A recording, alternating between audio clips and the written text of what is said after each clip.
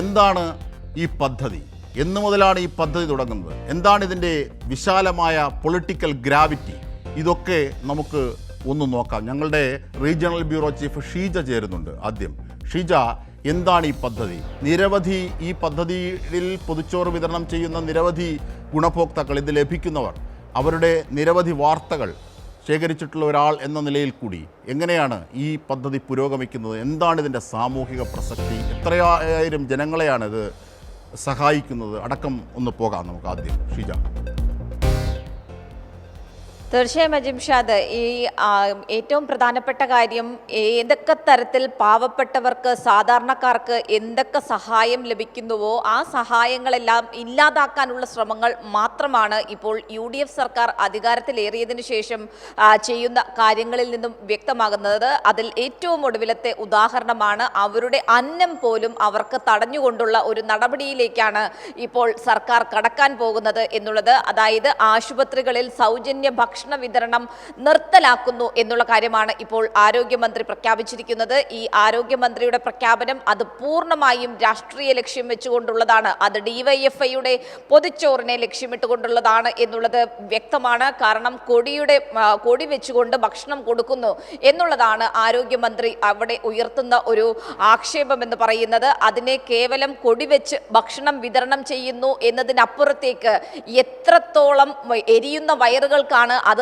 ആശ്വാസം പകരുന്നത് എന്നതാണ് നമ്മൾ കാണേണ്ടത്. കാരണം അത് ഇന്നോ ഇന്നലെയോ ഒരു സുപ്രഭാതത്തിൽ ഭക്ഷണം വിതരണം ചെയ്യാൻ ആരംഭിച്ചതല്ല DYFI എന്നുള്ളതാണ് അവിടെ അതിൻ്റെ മഹത്വം കൂട്ടുന്നത്. കാരണം ഭിന്നിപ്പിൻ്റെയും വർഗീയതയുടെയും ഒക്കെ നാളുകളിൽ അവിടെ എല്ലാവരെയും ചേർത്ത് പിടിക്കുന്നു, സാധാരണക്കാരായ മനുഷ്യരെ ചേർത്ത് പിടിക്കുന്നു എന്നുള്ളത് തന്നെയാണ് DYFIയുടെ ഈ പൊതിച്ചോറ് നമുക്ക് മുന്നിലേക്ക് കൊണ്ടുവരുന്നത്. കാരണം ഇത് ഒരു പ്രത്യേകം ഒരു രാഷ്ട്രീയത്തിൻ്റെ ഭാഗമായി ഉണ്ടായ ഒന്നല്ല എന്നുള്ളത് തന്നെയാണ് എടുത്തു പറയേണ്ടത്. 2017 മുതൽ ആരംഭിച്ചതാണ് DYFI ഈ പൊതിച്ചോറ് വിതരണം സംസ്ഥാനത്തെ സർക്കാർ ആശുപത്രികൾ കേന്ദ്രീകരിച്ചുകൊണ്ട്. അതും ഒരു പാർട്ടി തലത്തിൽ നടത്തുന്ന പരിപാടി എന്നതിനപ്പുറത്തേക്ക് ഓരോ വീടുകളിലും എത്തി ഓരോ പൊതിച്ചോറ് ശേഖരിച്ച് അവർ അങ്ങനെ എല്ലാം ഏകോപിപ്പിച്ചാണ് ഓരോ ജില്ലകളിലും ആശുപത്രികളിൽ ഈ ഉച്ചഭക്ഷണം എത്തിക്കുന്നതും. പാവപ്പെട്ട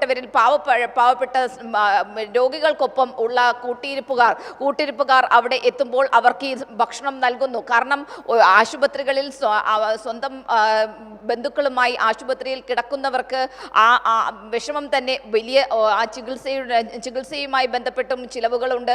അപ്പോൾ അവർക്ക് ഒരു നേരത്തെ അന്നമെങ്കിലും സൗജന്യമായി ലഭ്യമാക്കുന്നതിന് വേണ്ടി അങ്ങനെ ആ വയറെരിയുന്ന ഒരാൾ പോലും ഉണ്ടാകാൻ പാടില്ല എന്നുള്ളത് മുന്നിൽ കണ്ടുകൊണ്ടാണ് ആ രീതിയിൽ ഒരു സംരംഭം തന്നെ DYFI ആരംഭിച്ചിട്ടുണ്ടായിരുന്നത്. നമുക്കറിയാം അതിന് ഏത് രീതിയിൽ ഒരു ജനകീയ സ്വഭാവം, ജനകീയ മുഖമാണ് DYFIയുടെ പൊതിച്ചോറ് വിതരണത്തിനുള്ളത് എന്നുള്ളത്. പക്ഷേ അതിനെ തകർക്കുന്നതിന് വേണ്ടിയുള്ള നീക്കങ്ങൾ അത് ഓരോ ഘട്ടത്തിലും കോൺഗ്രസ്സുകാരുടെ ഭാഗത്ത് നിന്നും ഉണ്ടായിരുന്നു.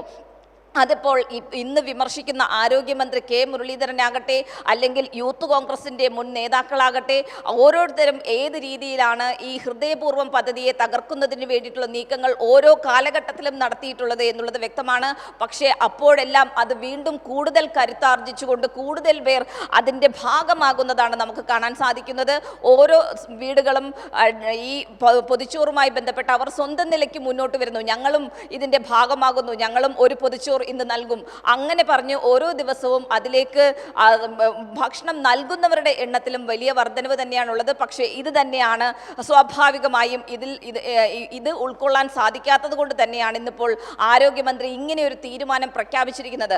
അതിൽ DYFI തന്നെ ഒരു പ്രതികരണവും നടത്തിയിട്ടുണ്ട്. കമ്മ്യൂണിറ്റി കിച്ചൺ ആരംഭിച്ചോട്ടെ, അതിലൊന്നും ഞങ്ങൾക്ക് ഒരു തടസ്സവുമില്ല, അതിനെ ഒന്നും ഞങ്ങൾ എതിർക്കുന്നില്ല. പക്ഷേ ഈ കമ്മ്യൂണിറ്റി കിച്ചണുകളൊക്കെ വരുന്നതിന് മുൻപ് ഏത് രീതിയിലാണ് ഇവിടെ ഓരോ ആശുപത്രികളിലും ഭക്ഷണം എത്തിക്കൊണ്ടിരുന്നത് എന്നത് സംബന്ധിച്ച് ഒരു ധാരണയോ അല്ലെങ്കിൽ അതിനെക്കുറിച്ചുള്ള പരിശോധനയോ എന്തെങ്കിലും നടത്തിയിട്ടാണോ ഈ ഒരു പ്രസ്താവന ആരോഗ്യമന്ത്രി നടത്തിയിട്ടുള്ളത് എന്നുള്ള കാര്യം തന്നെയാണ് ഉയർത്തുന്നത്. അതിൽ നിന്നും ഷീജ, നമുക്ക് അതായത് ഉച്ചക്കഞ്ഞി നമുക്കറിയാം, ബിരിയാണി കൊടുക്കാൻ പോലും കുട്ടികൾ ആഗ്രഹം പ്രകടിപ്പിച്ചുള്ള ബിരിയാണി വിളമ്പിയ കഴിഞ്ഞ സർക്കാരിൻ്റെ കാലമൊക്കെ നമുക്കറിയാം.